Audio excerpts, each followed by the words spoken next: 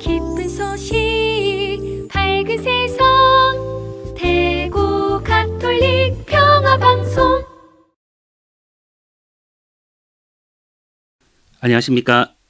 저는 대구 가톨릭 신학대학교에서 학생들과 함께 살아가고 있는 최동석 안드레아 신부입니다. 먼저 시작 기도로 코로나19 극복을 청하는 기도를 바치겠습니다. 성부와 성자와 성령의 이름으로 아멘. 자비로우신 하느님 아버지, 코로나19 확산으로 혼란과 불안 속에 있는 저희와 함께 하여 주십시오. 어려움 속에서도 내적 평화를 잃지 않고 기도하도록 지켜주시고 각자의 삶의 자리에서 최선을 다할 수 있도록 이끌어 주십시오. 코로나19 감염으로 고통받는 이들에게 치유의 은총을 내려주시고 이들을 헌신적으로 돌보고 있는 의료진들과 가족들을 축복하여 주십시오. 또한 이 병으로 세상을 떠난 분들의 영혼을 받아주시고 유족들의 슬픔을 위로하여 주십시오.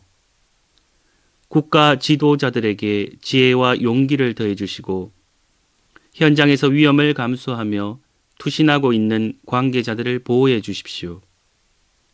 특별히 이런 상황에서 더 큰 위험에 노출되는 가난하고 소외된 사회적 약자들을 저희가 더 잘 돌볼 수 있도록 도와주십시오. 어려운 시기를 이겨내고자 애쓰는 저희 모두가 생명과 이웃의 존엄, 사랑과 연대의 중요성을 깊이 깨닫게 하시고 배려와 돌봄으로 희망을 나누는 공동체로 거듭나는 은총 내려주시기를 간구합니다.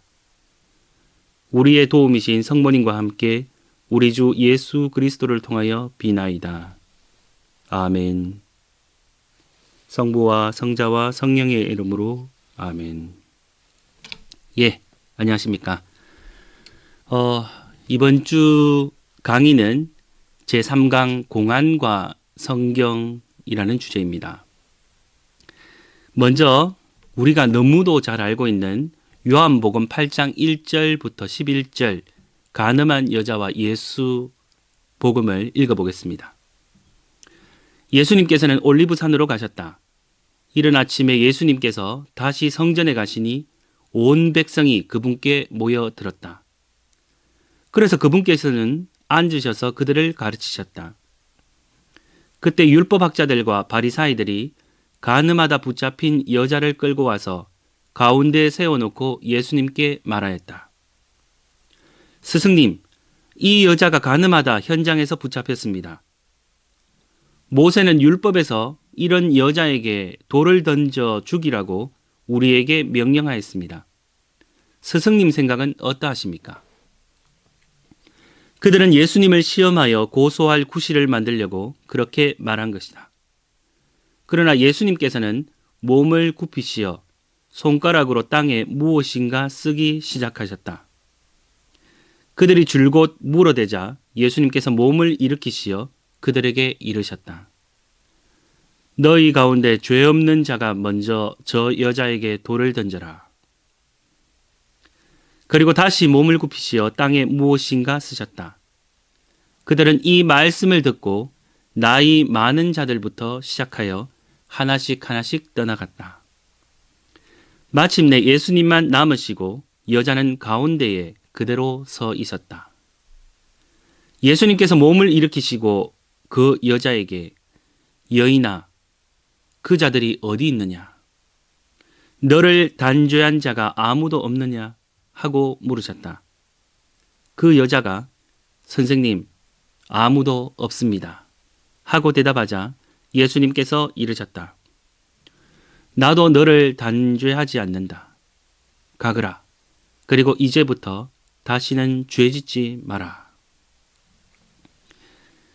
예, 우리가 너무도 많이 들어본 복음 말씀입니다. 지난번에 우리는 이 무문관 삼칙 구지수지라는 공안을 들었습니다. 우리 기억나십니까? 구지가 자신을 따라하는 동자를 깨우친 이야기. 그렇죠? 그래서 구지선사가 항상 누가 물으면 손가락을 이렇게 들었죠. 그러다가 이제 동자가 따라 했다가 선사가 동자의 손가락을 베어버리는 그 사건이었습니다. 그때 동자를 불렀고 동자는 그 순간 이 구지선사가 손가락을 딱 드는 순간 깨달았다라는 그런 본문이었습니다.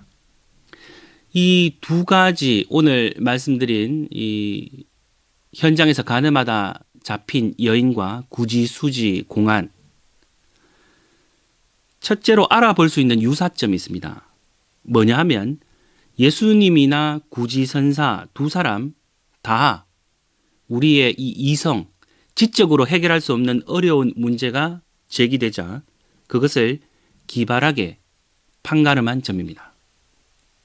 둘째, 판가름하는 양쪽 다 뜻밖의 행동이나 말 혹은 침묵으로 응답하고 있습니다. 다시 말하면 대답이랄 수 없는 대답으로 응대하고 있는 것이죠. 우리는 어떤 질문을 하고 이성적으로 논리적으로 그것을 그 답을 얻고자 합니다. 그러나 이 두 분은 그렇지 않습니다. 셋째, 양쪽이 장황한 설명이나 어떤 설득을 하는 그런 표현들이 아닙니다. 매우 간결합니다. 그리고 쉬운 말로 응답하면서 상대가 성찰할 수 있도록 이끌어줍니다. 간결한 말은 긴 설명보다 더 중요한 결과를 낳는다는 것을 보여주고 있죠.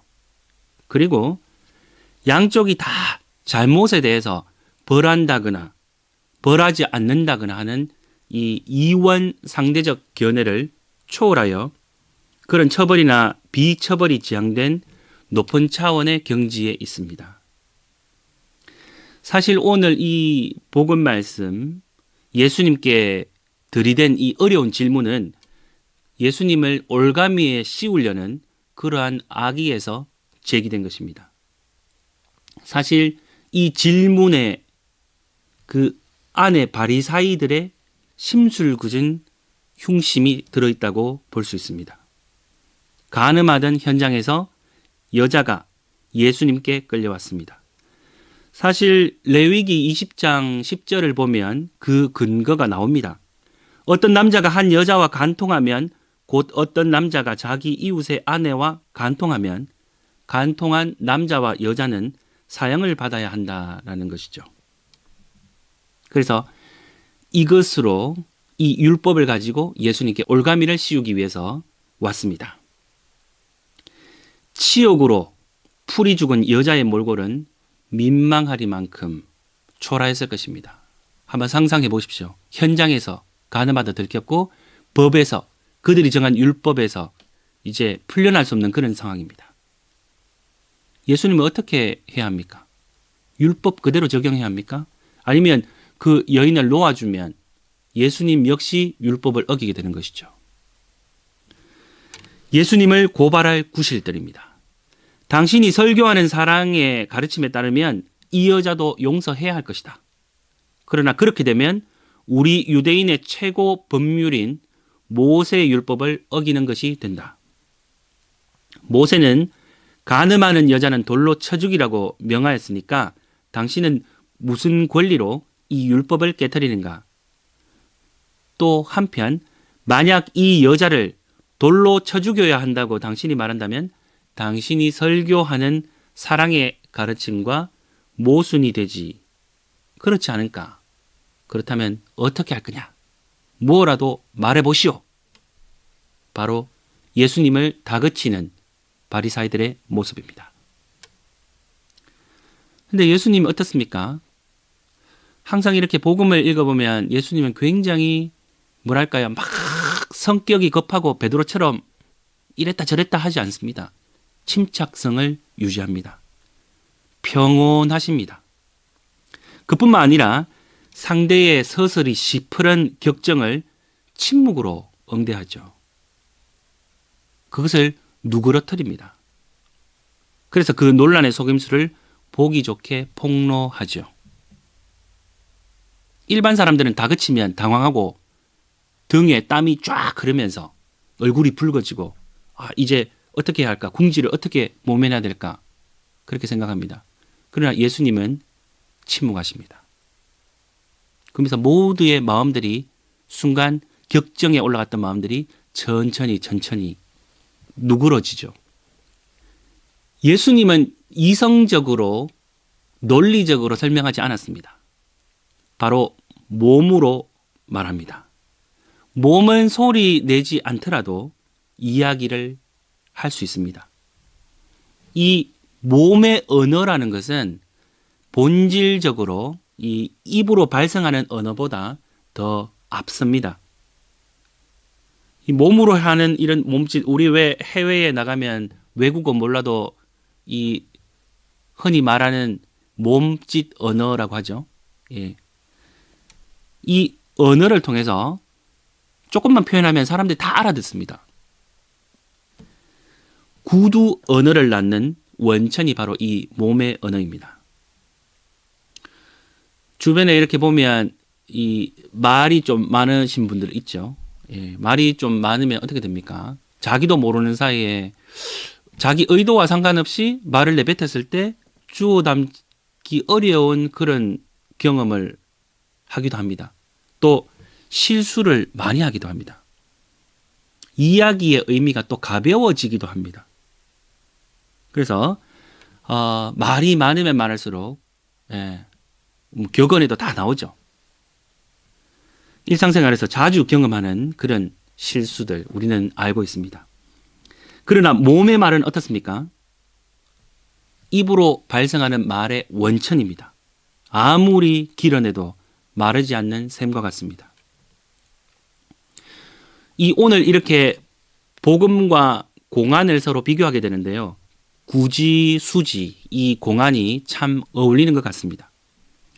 구지 스님은 크게 깨친 후에 한평생 말로는 설법하지 않고 오직 이 손가락 하나를 세워보임으로써 제자들을 지도했다고 합니다. 그분은 투철한 깨달음의 경지에 도달한 분이기 때문에 틀림없이 그 경지가 몸에 생생하게 드러나고 있었을 것입니다. 그런데 문제는 구지 스님의 이 표현, 몸의 언어, 이것을 알아듣기 위해서는 또 그것을 통찰할 수 있는 인식, 그러면 우리 역시 좀 깨달아야 된다는 겁니다. 그런 안식이 없는 사람에게는 몸의 말이 전혀 들리지 않습니다. 아직 깨닫지 못한 사람의 눈을 열어 이런 몸의 말을 알아듣게 하고 자신이 가지고 있는 원래 모습을 깨치게 하려면 제일 먼저 생각할 수 있는 방법이 이 말에 의한 설법이죠. 이 방법은 손쉽고 명료하고 단시일 안에 종교를 가르치려는 경우에 사용되는 방법이나 가장 깊은 종교적 체험을 하는 사람들한테는 좀 불충분하다고 말할 수 있습니다. 오히려 이 말로서 자꾸 설교하고 설법하는 방식은 도리어 그릇된 경험을 시키는 동기가 될 수도 있습니다. 왜 그럴까?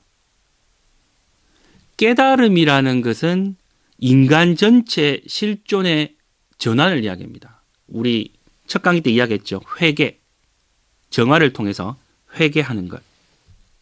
이것은 단순히 어느 한 부분이 바뀌는 것이 아니라 우리 전체가, 인간 실존 전체가 변화하는 것입니다. 그래서 이것은 말에 의한 설득으로 성취될 수는 없습니다.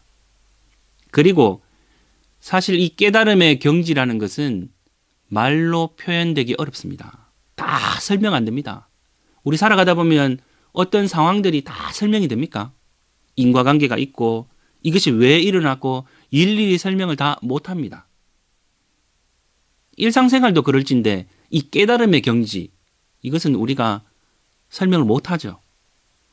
말로서 그걸 설명을 하려고 하면 오히려 진짜와 전혀 다른 이 형식에 매여서 오히려 우리는 주객전도가 되는 것을 또 경험하기도 합니다. 엉뚱한 내용을 전하기도 하죠. 말로 설명하면 설명할수록 듣는 사람은 그 언어들과 연관된 의미를 추구하게 되고 그래서 깨달음의 길에서는 더욱더 멀어지게 됩니다. 우리는 우리가 알고 있는 경험의 세계, 상대방이 아무리 설명을 잘 해도 우리는 우리가 알고 있는 방식으로 해석하기도 합니다. 그러면 원래 모습에서 멀어지게 되죠.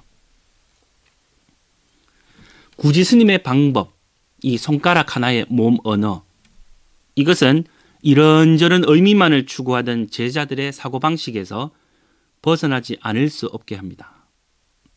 손가락 하나를 세우는 것이 사실은 겉으로는 무의미합니다. 이게 뭐가 대수롭습니까? 그러나 이것은 그 행위에 자신의 전 인격을 투입함으로써 충만한 의미를 부여하고 상대 눈앞에 불쑥 이렇게 탁 보여주는 순간 상대가 경악하는 것도 당연합니다. 이제까지 자기 나름대로 지녀왔던 의미 있는 세계가 손가락 하나를 세우는 무의미, 즉 총력을 기울여서 그러한 엄청난 의미에 압도되어 완전히 무의미하게 되고 마는 것이죠. 그래서 이 손가락 하나를 세우는 이 상징적인 의미는 사실 사람을 죽이는 칼이 되면서 동시에 사람을 살리는 활인검이 되기도 합니다. 이 구지 스님의 몸은 무서운 방력으로 상대방을 죄치고 또 실존적으로 정화를 시키는, 우리식으로 표현하면 회개를 시킬 수 있는, 또 거기에다가 현존하는 상대방 자신의 진면목에 눈뜨게 했던 것입니다. 이러한 몸의 말을 예수님께 한번 적용해보면 우리는 그 복음 말씀의 뜻을 더욱 깊게 이해할 수 있을 것입니다. 다시 우리는 복음의 말씀으로 들어갑니다. 바리사이들이 간음한 여인을 예수님 앞으로 끌고 옵니다. 이 여자를 어찌할 거냐? 다그쳐 묻습니다. 계속 답을 촉구합니다. 어떻게 할 거냐? 진퇴양난. 그러나 앞서 제가 말씀드린 바와 같이 예수님은 침묵을 지키십니다. 어쩌면 예수님을 이렇게 둘러싸고 있는 군중들, 그들은 무엇을 기대했을까요? 아마 어떤 사람들은 예수님이신데 이분은 기적을 일으키신 분이야. 그래서 능숙한 언변으로 거침없이 이 문제를 해결하실 답을 하실 거야. 그렇게 기대했을지도 모릅니다. 그런데 그런 예상과는 달리 예수님은 침묵이라는 뜻밖의 행위로 그들을 놀라게 하십니다. 이것은 사람들의 예상을 완전히 뒤엎어버리죠. 그들이 가지고 있었던 지금까지의 습관들, 관습적인 사고방식에 의문을 갖게 합니다.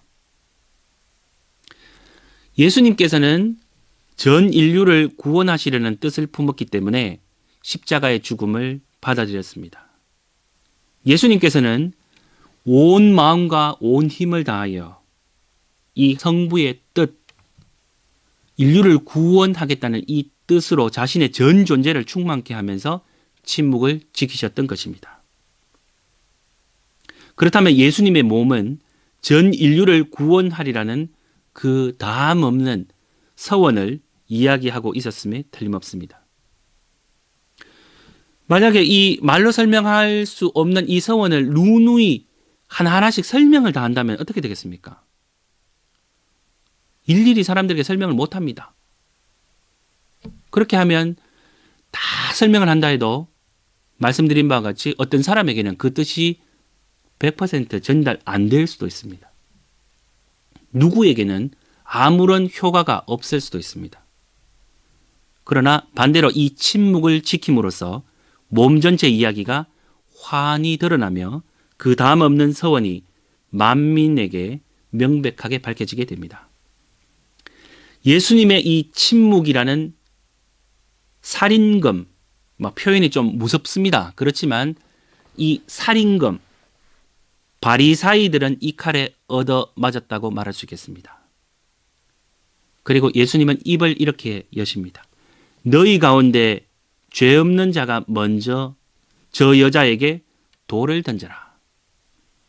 그리고는 다시 침묵하셨습니다. 이 침묵은 바리사이들을 반성케 하고 더 이상 그 자리에 있을 수 없게 몰아세운 것입니다. 또 한편으로 이 침묵을 지킨 예수님의 몸은 그들을 죽이는 살인검에 작용을 했으면서 동시에 활인검이라고 말할 수 있습니다. 사람을 살리는 칼. 그것은 전 인류의 구원을 위한 그분 자신의 뜻을 선포하고 십자가에 달려 죽으신 그분의 무한한 사랑을 설파하고 있기 때문입니다. 다음으로 우리가 너무도 잘 아는 마르코복음 10장 25절 이야기를 하겠습니다. 제목을 붙인다면 낙타와 바늘귀. 성경을 읽다 보면 참으로 난해하기 짝이 없는 구절들을 우리는 많이 발견합니다. 어떻게 이해할 수 있을까? 어떻게 가능할까? 이러한 이야기들 중에 정말 모순되어 도저히 이해할 수 없는 것들, 너무나 난해한 복음 말씀들이 많습니다. 그냥 성경에 나오는 이야기를 하겠습니다. 부자가 하느님 나라에 들어가는 것보다 낙타가 바늘귀로 빠져나가는 것이 더 쉽다. 여러분 이해되십니까? 언뜻 그냥 들어보세요. 이 구절은 보통 하느님 나라에 들어가기가 참으로 어렵다는 것을 예수님께서 비유로 설명하신 것으로 해석되고 있습니다. 그러나 이 구절은 모순에 찬 굉장히 어려운 문제입니다. 난제입니다. 선수행자는 이 모순되는 문제를 풀지 않으면 안 됩니다. 선수행자들은 이 스승들이 말씀하시는 그 한마디 한마디를 이성적으로 접근해서는 안 됩니다. 그들에게 한 단계 한 단계 충격적 요법을 제시하는 것이죠.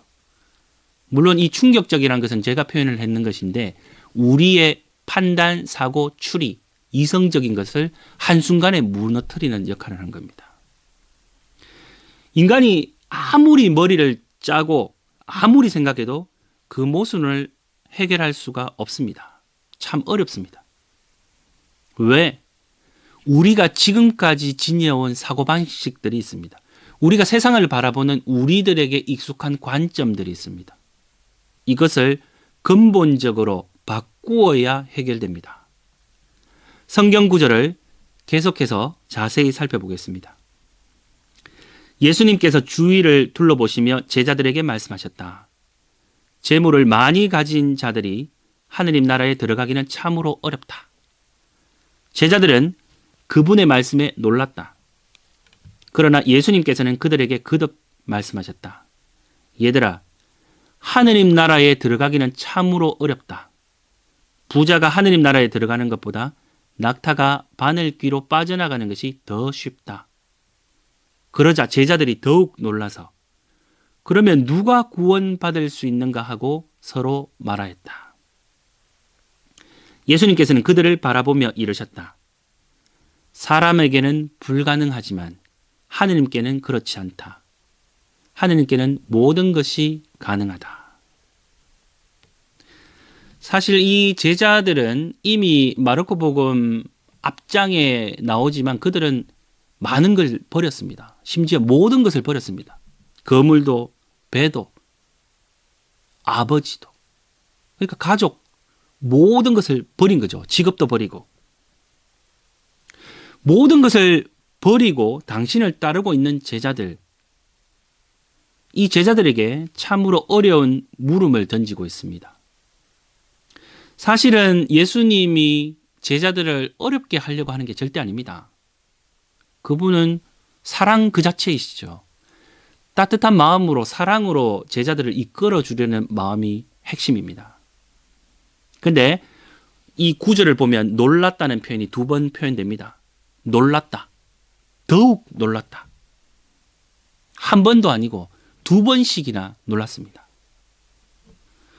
첫 번째 놀랐다라는 것은 그야말로 우리가 놀라워서 두려워하는 겁니다. 동사 수동형이 쓰여졌다고 해요. 그러나 더욱 놀라서 표현되는 것은 벼락을 맞은 것처럼 극도로 놀라서 아연실색했다는 뜻입니다. 이 제자들, 사실 복음에서 여러 번 예수님은 순환에 대한 이야기를 하십니다. 순환, 당신이 겪어야 될 예언을 하시죠. 그때마다 제자들은 잘 모릅니다. 무슨 말씀을 하시는지 예수님. 심지어 안 됩니다. 그럴 수는 없습니다. 그렇지 않습니까? 예수님이 항상 순환에 대한 첫 번째 예고, 두 번째 예고 이렇게 하실 때마다 제자들은 예수님의 말씀이 무엇인지 깨닫지 못하고 있습니다. 오히려 그들은 자신의 영광을 차지하려고 했다는 대목도 나옵니다. 누가 구원을 받을 수 있는가 하고 수군거렸습니다. 사실 이 부자들에게만 제한된 이야기라면 사실 제자들하고는 무관한 것이겠죠. 그런데 왜냐하면 당시 유대인들은 부를 하느님 은혜의 표징으로 생각하고 있었기 때문에 그렇습니다. 근데 하느님 나라에 들어가기 위해서 과연 그 조건이 너무 엄격해서 자신들이 과연 그러면 더 이상 버릴 게 뭐냐? 어디까지 해야 되느냐? 오히려 우리가 지금 계속 예수님께 부응할 수 있을까? 조건이 이렇게 엄격해서야 누가 하늘나라에 들어가겠느냐? 불안을 느꼈을 것입니다. 그러나 예수님은 이런 고민을 단번에 해결하십니다. 그들을 바라보며 이르셨다. 사람에게는 불가능하지만 하느님께는 그렇지 않다. 하느님께는 모든 것이 가능하다. 제자들은 하느님 나라에 들어가는데 요구되는 전면적인 내려놓음, 완전히 자기를 비우고 버리는 것. 모르겠습니다. 인간적으로 생각하면 자신의 힘으로 할 수 있다고 은근히 자부하고 있었을지도 모릅니다.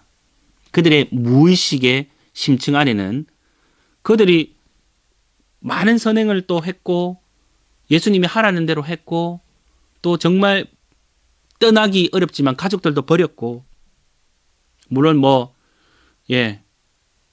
그 버렸다는 의미가 좀 우리가 완전히 가족과 단절하고 이런 의미는 아니겠죠. 예, 우리의 마음을 이 세상적인 것에 마음이 많았던 이러한 것들이 이제는 하느님의 나라, 하느님의 영광을 위하여 회개를 했다는 의미겠죠. 어쨌든 그런 모든 행위를 했는 주체가 자기 공덕으로 이루어졌다. 이렇게 해석했을지도 모르겠습니다. 마르코복음 10장 35절에서 37절, 41절에 이런 말씀이 나옵니다. 제베데오의 두 아들 야고보와 요한이 예수님께 다가와 스승님, 저희가 스승님께 청하는 대로 저희에게 해 주시기를 바랍니다 하고 말하였다. 예수님께서 그들에게 내가 너희에게 무엇을 해 주기를 바라느냐 하고 물으시자 그들이 스승님께서 영광을 받으실 때에 저희를 하나는 스승님 오른쪽에 하나는 왼쪽에 앉게 해 주십시오 하고 대답하였다. 41절에 다른 10 제자가 이 말을 듣고 야고보와 요한을 불쾌하게 여기기 시작하였다. 그러니까 이 구절만 봐도 두 제자들은 그리스도의 영광의 때가 오면 자기들도 영예를 누리게 해달라고 청하였다는 것을 알 수 있습니다.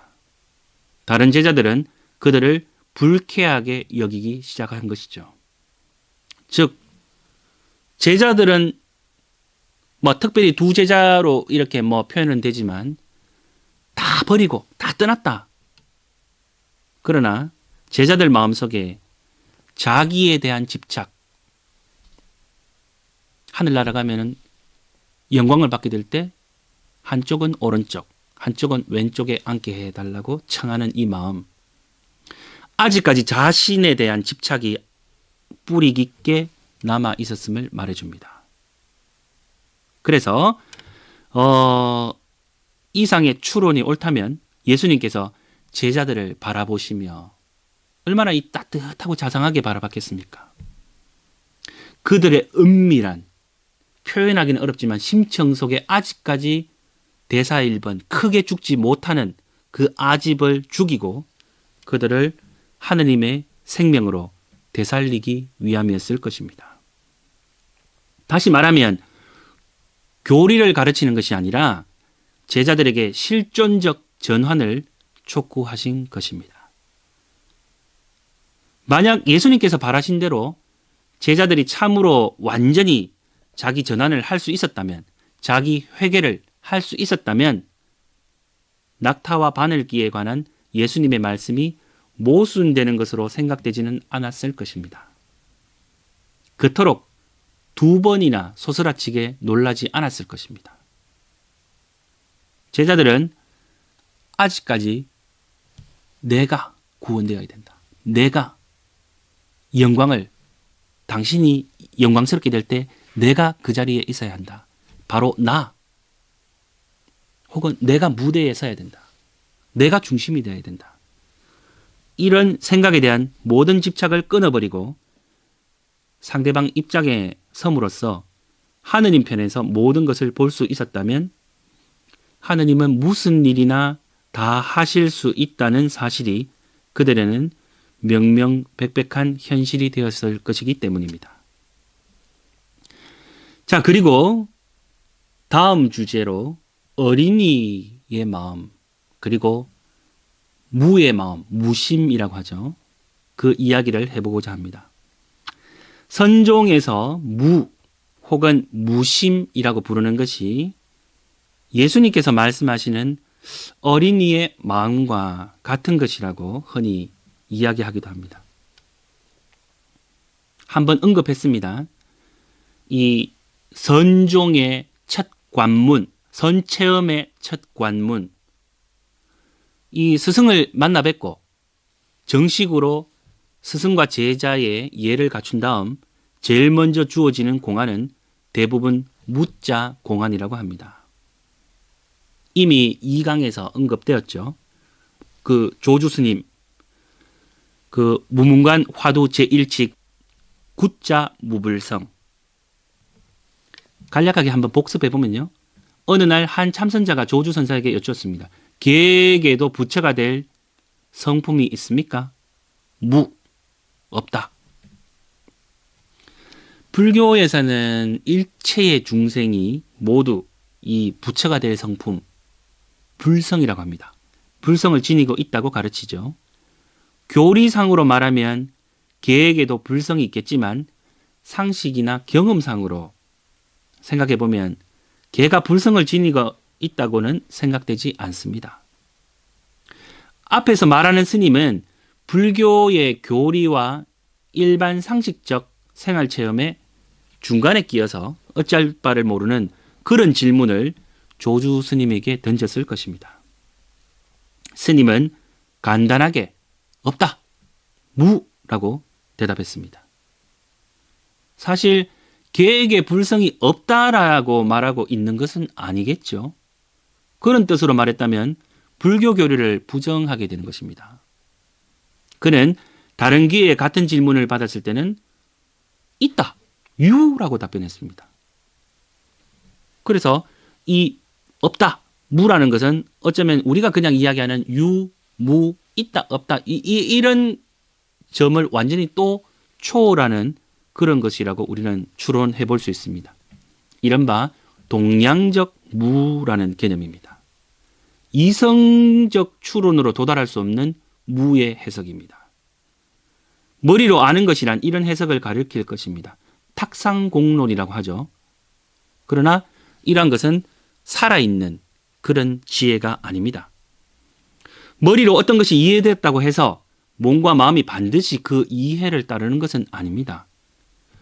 머리로는 알고 있어도 대부분의 경우 그것을 실행할 수 없는 것이 바로 이 때문입니다. 말씀드렸잖아요. 우리 어떤 스킬을 배운다든지 기타를 배운다든지 금도를 한다든지 운전을 한다든지 이론적으로는 잘합니다. 이론 시험 100점. 근데 당장 딱 운전대에 서면 어떻게 됩니까? 제일 먼저 비상등을 넣어야 되는데 와이퍼가 왔다 갔다 하죠. 네. 이론과 실제가 다릅니다. 그런데 이와는 달리 무엇을 이 뱃속으로 안다면 상징적인 의미입니다. 틀림없이 실제 생활에서 살아있는 슬기로움이 될 것입니다. 머리와 마음, 곧 인간 전체로서 깨닫는 것이기 때문이죠. 무라는 것은 대상과 하나가 되어서 이 삼매경에 드는 것이라고 합니다. 그래서 일상생활에서 무엇을 해도 현재 하고 있는 일에 몸과 마음에 모든 힘을 기울이게 되는 것입니다. 지금 이 순간에 내가 모든 일의 경중 아니면 그 가치가 아니라 지금 이 일에 모든 것을 던지는 것이죠. 그리스도께서 말씀하신 어린이의 마음을 아는데도 두 가지 방법이 있습니다. 마태오복음 18장 1절부터 4절까지 말씀입니다. 그때 제자들이 예수님께 다가와 하늘나라에서는 누가 가장 큰 사람입니까? 하고 물었다. 그러자 예수님께서 어린이 하나를 불러 그들 가운데 세우시고 이르셨다. 내가 진실로 너희에게 말한다. 너희가 회개하여 어린이처럼 되지 않으면 결코 하늘나라에 들어가지 못한다. 그러므로 누구든지 이 어린이처럼 자신을 낮추는 이가 하늘나라에서 가장 큰 사람이다. 어린이 마음을 가진다는 것이 어떤 것인지를 머리로 아는 경우는 성서학의 지식을 활용하여 이 구절을 이해하는 것이라고 말할 수 있습니다.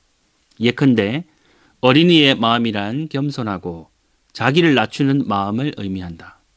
이 겸손이 없으면 천국에 들어갈 수 없다. 제일 겸손한 사람이 천국에서 제일 높은 사람이다.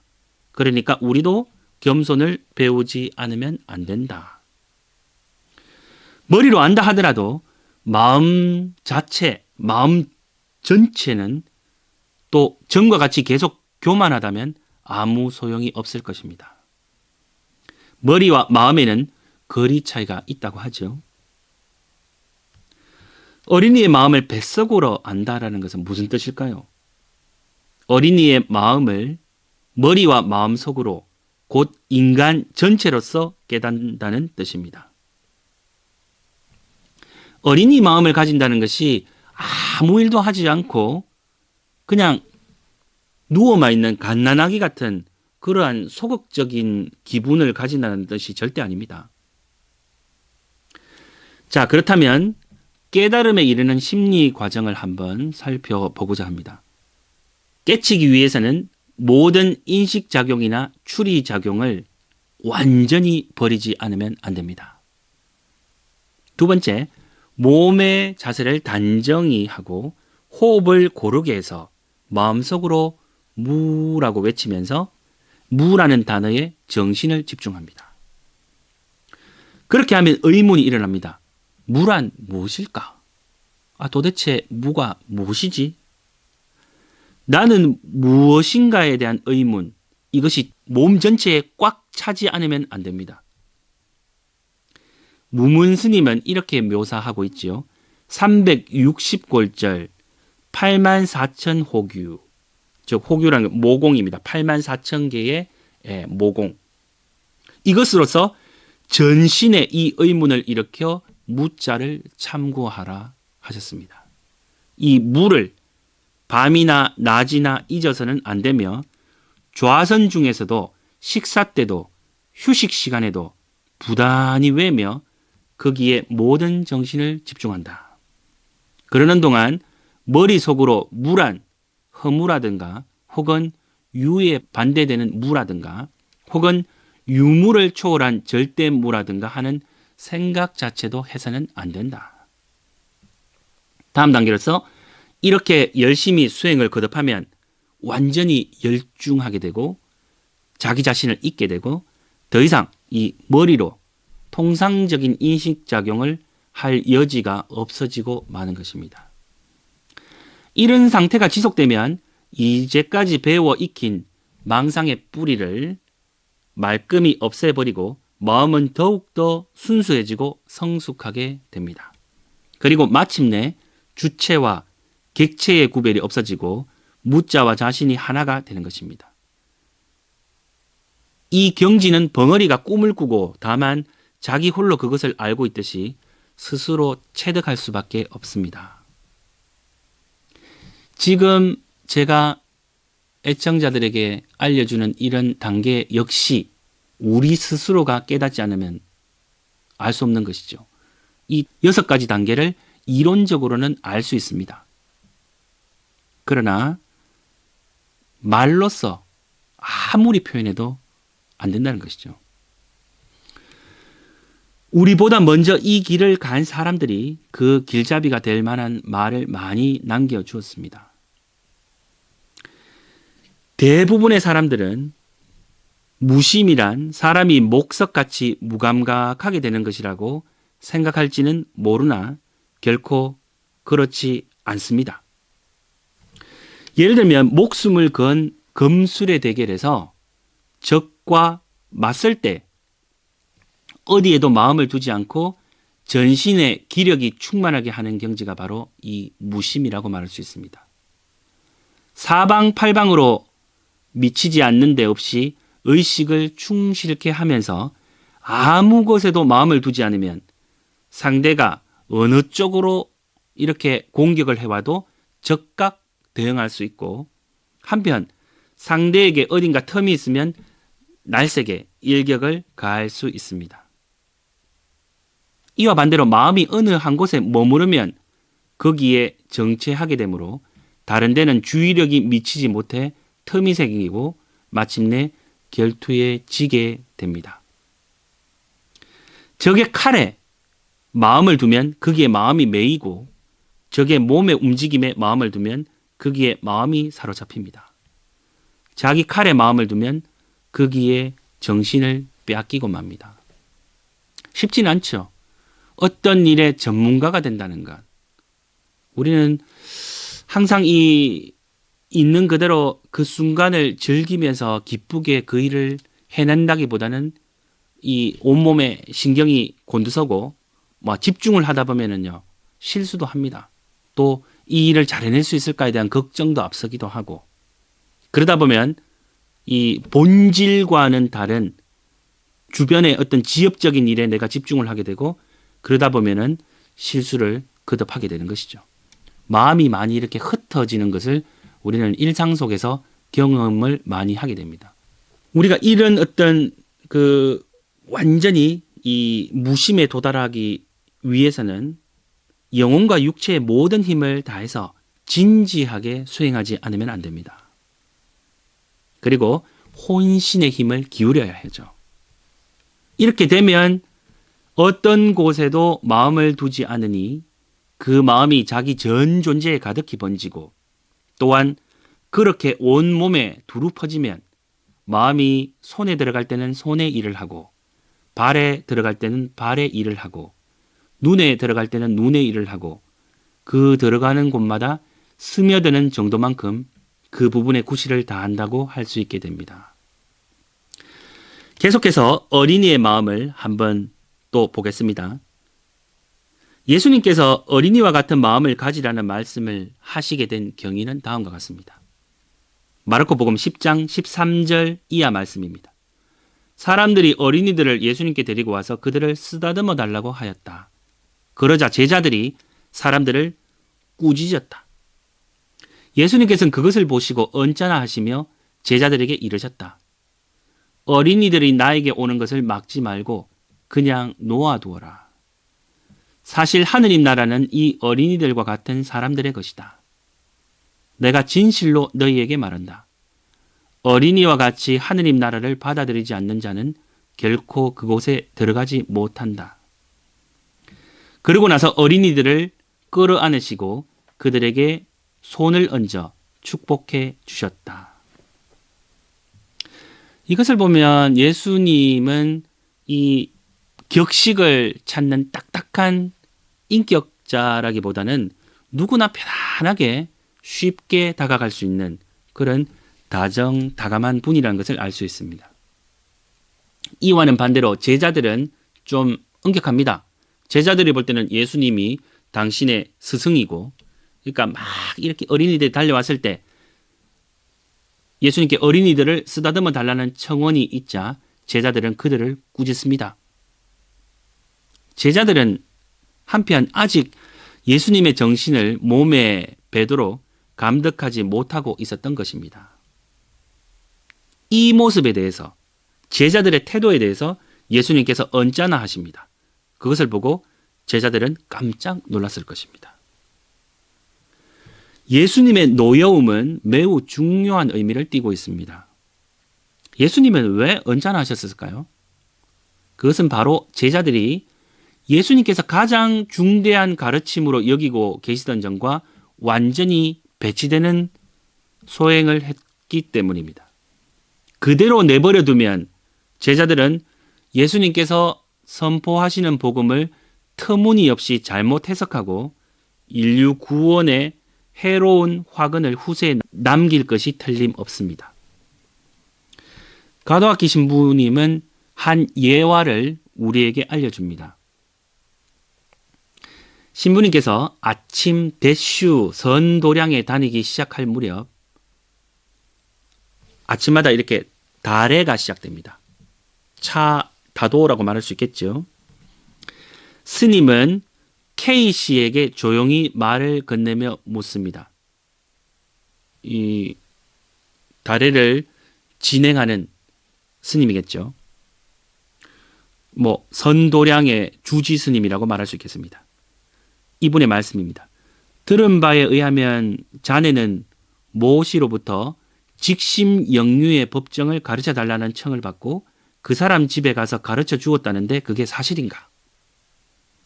그 사람한테 찾아간 것이 자네의 제안인가 아니면 그쪽의 부탁인가? 스님은 이것저것 물었는데 거기에 대해 K씨는 말끝을 흐리며 명확한 답을 하지 않았습니다.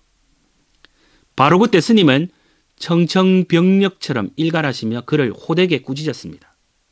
이어서 조리 있게 타일렸습니다. 무예의 출장 지도 같은 것은 없어요. 배우고 싶은 자가 도장으로 와서 배우는 것이 본래의 원칙이네. 자네도 무예가의 한 사람이 아닌가.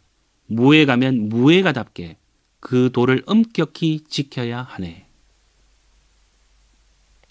도를 지키는 것이 얼마나 중요한 일임을 절실하게 느껴보기는 처음이었다고 합니다. 신부님께서 자유자재로 휘어잡기도 하고 풀어주기도 하고 이런 제자를 교육하는 스님의 강유 겸전의 수완은 범상한 것이 아니었습니다. 강할 때는 강하고 또 한없이 약하고 부드러울 때는 부드럽게 하는 이러한 교육. 더욱이 그 질책에는 스님의 중생 제도를 향한 그 원의가 깃들어 있었던 것입니다. 이런 일이 있은 직후에 전에 이 스님에게서 받은 글씨를 넣어둘 상자 뚜껑에 한 말씀만 써주십시오. 일필 써주기를 부탁드렸는데 그때 스님은 여느 때와 조금도 다름없는 온화한 표정을 되찾고 계셨다고 합니다. 화를 내신 예수님 다음에 말씀 내용을 보면 오히려 평온한 어운이 감도는데 유의해야 할 것입니다. 자, 이야기의 출발점. 제자들은 예수님께서 가르치시려는 길에서 빗나가고 있습니다. 예수님께서 그처럼 중요시하시는 길이란 어떤 것일까요? 마르코복음 10장 15절입니다. 어린이와 같이 하느님 나라를 받아들이지 않는 자는 결코 그곳에 들어가지 못한다입니다. 하느님 나라로 들어가는 길이란 곧 어린이의 길입니다. 중요한 관건은 받아들인다는 말입니다. 그러니까 아버지신 하느님께서 제공하신 하느님 나라를 진심으로 반가워하며 순순히 받아들이는 태도가 중요하다는 것을 말하고 있습니다. 그뿐만 아니라 예수님께서 선포하신 복음을 배경으로 하여 이 어린이처럼이란 말의 의미를 고찰해 보면 더 깊은 뜻이 있는 것 같습니다. 유명한 성서학자 요아킴 예레미야스가 말한 대로 어린이만이 하느님 보호 아래 편한 마음을 가지고 하느님의 무한한 사랑을 느끼며 어린이다운 신뢰심으로 하느님을 아빠, 아버지라고 부를 수 있는 것입니다. 마태복음 11장 25절에서 26절을 보면 그때 예수님께서 이렇게 말씀하셨다. 아버지, 하늘과 땅의 주님, 지혜롭다는 자들과 슬기롭다는 자들에게는 이것을 감추시고 철부지들에게는 드러내 보이시니 아버지께 감사드립니다. 그렇습니다, 아버지. 아버지의 선하신 뜻이 이렇게 이루어졌습니다. 이 기도에서 추론할 수 있는 것은 예수님께서 하느님을 아버지라고 부르신 사실과 또한 하느님의 뜻에 따라 예수님께서 선포하신 하느님 나라가 철부지 어린 아이들에게 드러나 보이고 지혜롭고 슬기로운 사람에게는 감추어져 있다는 사실입니다. 어린 아이들과 지혜롭고 슬기롭다는 사람들이 대치되어 있습니다. 예수님 시대에 소위 자신들만 똑똑하다, 지혜롭다, 슬기롭다 라는 사람이 누구겠습니까? 율법의 전문가 혹은 교사들 그리고 바리사이파 사람들을 가리킵니다. 그들 가운데 예수님에게 악의에 찬 어려운 질문을 던져서 그분을 올가미에 걸리게 하려는 자들도 있었습니다. 조금 전에 보지 않았습니까? 그들은 율법을 빈틈없이 지키려는 과잉 열성 때문에 함부로 다른 사람들을 심판하기도 하고 죄인이나 세리들을 멸시하기도 하고 외면적으로만 독실한 채 할 뿐 율법의 참된 정신은 잊고 있었습니다. 그들은 자기들의 율법 지식을 뽐내기도 합니다. 또 굉장한 자부심을 가지고 있기도 했습니다. 오히려 잘 모르는 사람들, 무식한 사람들, 하층 계급을 업신여겼습니다. 그들은 학자였습니다. 머리도 좋고 똑똑하고 마르코복음 2장 6절 이하에 나오는 표현처럼 마음속으로 이것저것 이치를 따져서 오히려 예수님께서 계시하신 하느님 나라를 순순히 받아들일 수 없었던 것입니다. 선수행을 할 때도 가장 큰 장애가 되는 것이 지식이라는 사실입니다. 깨달음에 도달하려면 모든 관념과 사색을 이 방하라고 하죠. 내려놓아야 됩니다. 그렇지 않으면 안 됩니다. 이와 관련해서 어린아이들이 슬기롭다는 자들과 대비되고 있는 것은 흥미로운 일이고 또 선과 그리스도교 양자 간에 유사점이 있음을 알려줍니다. 그리스도교와 선과 그리스도교 이 양자는 사물을 순순히 받아들입니다. 그리고 사적인 감정을 개입시키지 않고 거울처럼 사물을 있는 그대로 반영시킵니다. 자신의 지식이나 선입관에 구애받지 않으며 또한 마음속으로 이치에 닿지 않는 억지를 늘어놓지도 않습니다. 직접 사물에 몰입한다는 점에서 서로 비슷하다고 말할 수 있겠습니다. 그뿐만 아니라 이 양자는 한 가지 중요한 점에서 유사합니다. 어린이처럼 하느님 나라를 받아들인다는 것은 소극적인 수용을 의미하는 것이 아니라 오히려 인격 전체의 회개, 방향 전환을 의미합니다. 예수님의 다음 말씀은 그것을 아주 뚜렷하게 표현하고 있습니다. 마태오복음 18장 1절에서 4절까지입니다. 그때 제자들이 예수님께 다가와 하느님 나라에서는 누가 가장 큰 사람입니까? 하고 물었다. 그러자 예수님께서 어린이 하나를 불러 그들 가운데 세우시고 이르셨다. 내가 진실로 너희에게 말한다. 너희가 회개하여 어린이처럼 되지 않으면 결코 하늘나라에 들어가지 못한다. 그러므로 누구든지 이 어린이처럼 자신을 낮추는 이가 하늘나라에서 가장 큰 사람이다. 이 말씀에서 회개하여 어린이처럼 되지 않으면 이라는 이 부분을 주의해야 합니다. 예수님께서는 이 말씀으로써 우리가 적극적으로 삶의 방식을 완전히 전환하여 어린이처럼 되어야 한다는 것을 강조하고자 하셨습니다. 우리는 타고난 어린이의 마음을 깡그리 잊어버렸고 좋다거나 싫다거나 하는 기분에 좌우되어 사물을 있는 그대로 순순히 받아들이지 못합니다. 그래서 전인적인 전환, 회개가 필요합니다. 하늘나라 비유 중에는 이런 비유 내용이 있죠. 마태복음 13장 44절. 하늘나라는 밭에 숨겨진 보물과 같아. 그 보물을 발견한 사람은 그것을 다시 숨겨두고는 기뻐하며 돌아가서 가진 것을 다 팔아 그 밭을 산다. 여기서 요구되는 것은 철저한 자기의 비움입니다. 기뻐하며 돌아가서, 곧 자기 자신으로 돌아가서 전심전력 자기 자신을 비웁니다. 선에서 물을 깨닫기 위해서는 몸과 마음에 총력을 기울여 모든 것을 버리고 완전히 자신을 죽여야 합니다. 대사 1번 해야 한다고 가르치죠. 후세 사람들은 이 어린이의 마음에 관한 예수님의 가르침을 계승하여 구체적인 형식으로 발전시켰습니다.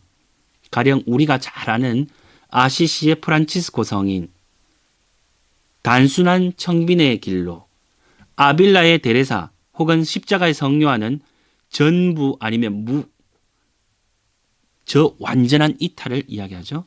소아 데레사는 그 작은 자의 길로, 그리고 이냐시오 로욜라 성인은 어느 한쪽으로도 치우치지 않는 이 불편심의 길로 예수님의 가르침을 구체화시키고 발전시켰습니다. 성경과 공안의 유사성은 어떤 것이 있을까요?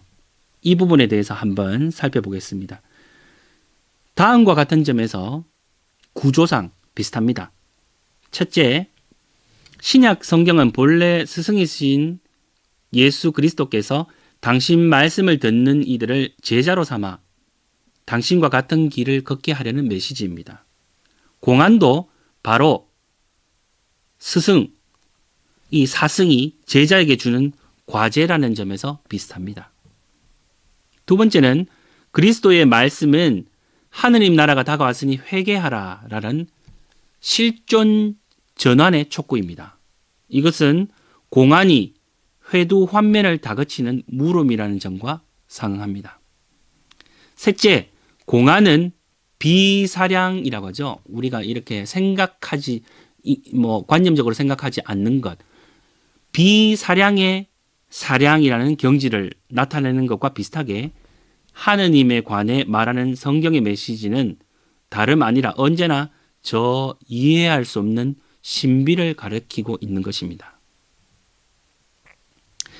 네 번째는 불투만이 말하고 있듯이 성경의 메시지가 인간을 자기 이해로 인도하는 것과 비슷하게 공안은 자기 구명, 밝음을 궁구한다는 것이죠.